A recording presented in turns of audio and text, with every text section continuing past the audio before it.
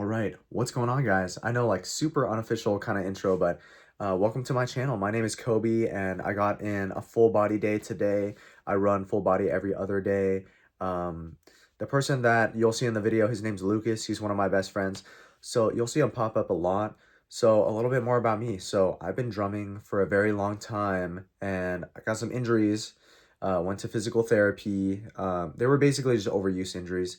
And then after physical therapy, I started lifting, fell in love with the whole like science-based stuff pretty early on. I mean, I feel like everyone starts out with Jeff Nippard, but then started watching like TNF, Elijah Mundy, got really inspired by Jonathan Warren and Sebastian Burka, like expansion compression model, all of that stuff. The person I watch the most right now is Keenan. So honestly, I base a lot of, what I do around all of these creators, just like trying to, big melting pot. So, yeah, I'll tell you guys a little bit more about me in the next couple videos as well. But yeah, I did a full commentary, and let's just get right to it. All right, here we go. I love yapping, so this is gonna be great. So I'm doing 80 to 90% of my working weight for one rep, just seeing how things feel. This was an amazing session, actually, even though I got like barely any sleep the last 2 days. I was just being stupid, but I believe for my working weight, I'm doing 200 pounds for 5 reps. And I'm not gonna lie, they felt pretty money. Like I thought I did a pretty good job here. I'm letting my scapula move freely without overly like retracting them too, which if you're one to arch your back, you might feel like you're getting a better stretch on your chest, but like you're really not. You're taking tension off of it. So just make sure, you still feel your chest working. Man, that was pretty money, I thought. Okay, anyway, I'm running out of time. Sweet. So next we hit this standing calf raise. Low key, this machine kind of hurts my lower back. And I'm using the top pegs to use less weight, get more stretch. A little good morning to start the set. And low key, the only thing that I was thinking about was how dookie these shoes were to train in for calves.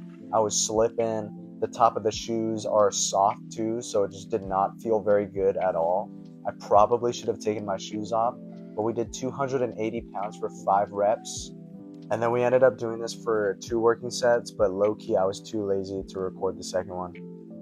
All right, next we got wide grip lat pull down. So I'm actually trying something different here.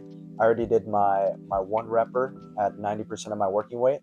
And what I'm doing is I'm pulling down all the way until my bar is at my chin. Here I'm asking for a little lift off, Cute. Aw. Thanks, Lucas. But anyway, typically I would say that with this movement, I can get a lot of stimulus still towards the end of the set, pulling down to like my nose level. That's where I would usually end the set. But I'm ending it when I get to like kind of my mouth level because I want to leave more reps in reserve. Next up on the menu is going to be a seated hamstring curl. Lucas had to go hit the pisser real quick, so I'm all by myself for this one. Man, I feel lonely already just watching this back. But anyway, I got the EchoVision seatbelt here. It honestly makes a difference, man. Like, I thought it was kind of like gimmicky, and then I tried it. I was like, dang, I get that much more hamstring. I feel so stable.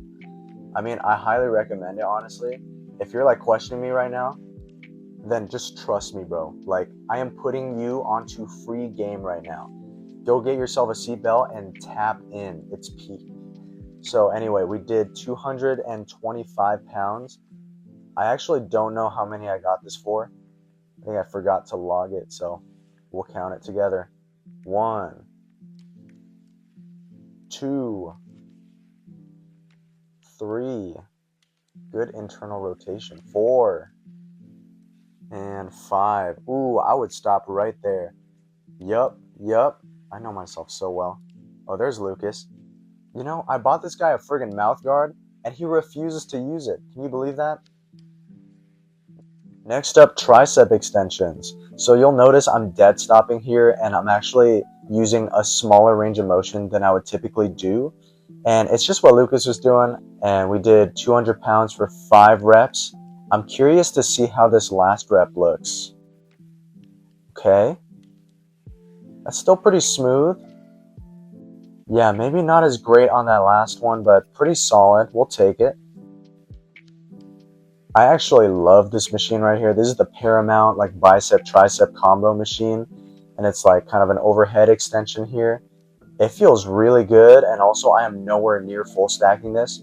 One thing we talked about was Lucas was turning this into a little bit of a press, and basically the cue that I gave him was just to extend forward instead of straight up, and we very quickly turned it into an extension. So I believe this was 75 pounds. Oh my gosh. All right, I am back after whatever that was. 75 pounds for 4 reps. There we go. Got through it that time. All right, this Strive plate loaded leg extension is actually pretty money. So I have 5 plates loaded on the top peg plus a 10-pound weight on there too. I did just 5 plates last time for 6 reps, and I got this weight for I believe 7 reps. And this is my second time back on this machine, so it's mostly just adaptations. I'm not really gonna, I expect to progress pretty quickly, and then just it kind of tapers off over time. I didn't hit this machine for the longest time because I did not know that you could adjust the depth. So I'm very happy you can do that because this feels pretty phenomenal. I got the seatbelt on, and you'll notice that my form is pretty good. I'm thinking about squeezing a ball between my knees and being in dorsiflexion, basically toes pointed up. So solid form there, and I'm using a weight where I know that I can keep my butt down without the seatbelt. It would just take a little bit more effort, right? So I'm using the seatbelt as a tool, not the end all be all. I'm not going to name any names, but some of y'all be using a seatbelt, and still I could see your oh, it's happening again. Dude, I gotta stop stuttering. But anyway, some of you guys be using a seatbelt and still moving your hips around a lot. Okay, I specifically remember for preacher curls, I felt really good about this one because I dropped the ego and actually just like lifted a weight that was in my bag. So I actually dead stopped this to make sure I wasn't cutting the range of motion short at the bottom. So, yeah, here we go. Let's just see it. Sweet. Oh, that wasn't even my working set. Nah, bro. Okay, here it is, I believe. We did 80 pounds. We'll see how many we get. All right, hurry up, bro. Okay, 1, 2, 3, 4. Do we got a 5th? All right. Okay, 6.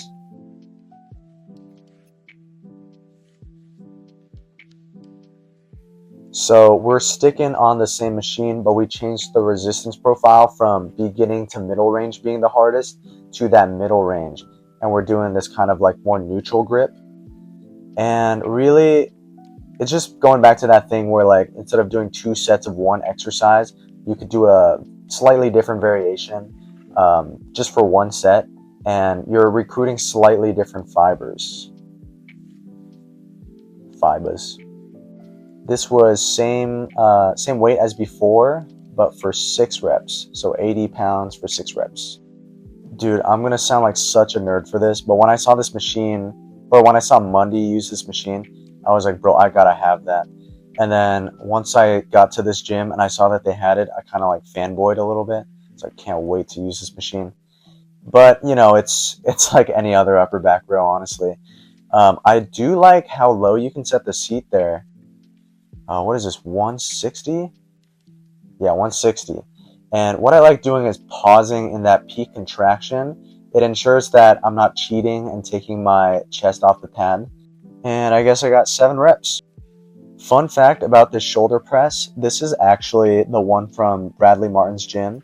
Was that one called Zoo Culture? I think that's what it is. Well, we did a plate plus a 25 plus a 5 on each side. So 150 pounds total. Get the little lift off. And we're doing alternating reps. And I don't know why, but my left arm was having such an easier time on this. But yeah, we're doing alternating because it's easier to keep a stack. And basically, I can do a little bit more weight. And I don't have to worry about arching my back, you know, compressing my rib cage. You should try it too. It feels really good. And I think I got 5 reps on each side. Yeah, that was a grinder. But look at this left one. Boom. That looked easy. And then, Yeah, just straining to get that last one. What the?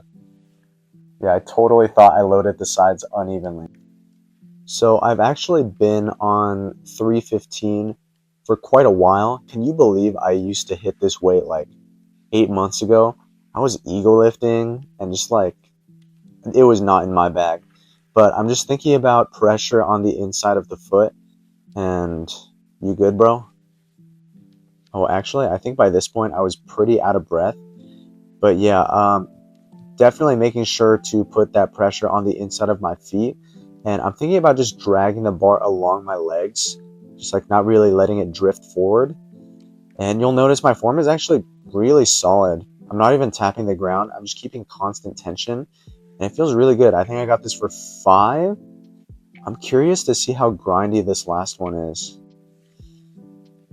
Was that 4? I lost count. 5? 6? Oh, yeah, I guess I was wrong. I got 6. But yeah, pretty solid. So I really did not want to do single arm cuffed cable lateral raises, but Lucas really likes this variation, so we'll please him a little bit.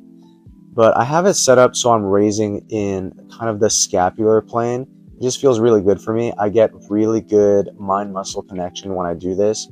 And no, I do not think that it's vaulted. I think that it's surprisingly pretty underrated.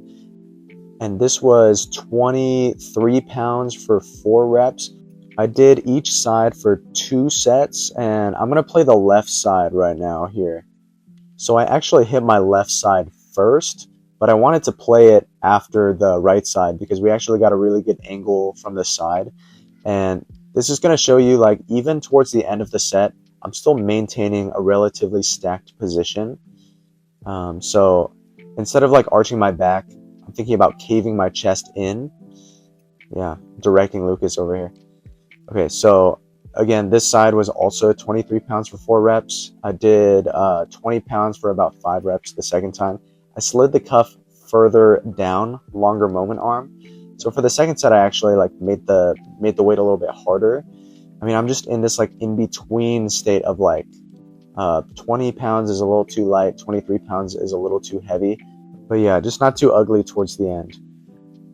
This is my favorite hack squat in the entire world. I swear, it is so good.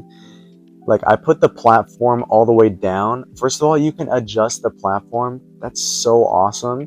I have ankles that are rigid AF. So if anything, I need the torque wedge, bro. Like, you can see, it's on the lowest setting. My heels still come up, like, ever so slightly. Like, come on, man. Nah, you know what? That's low-key cope.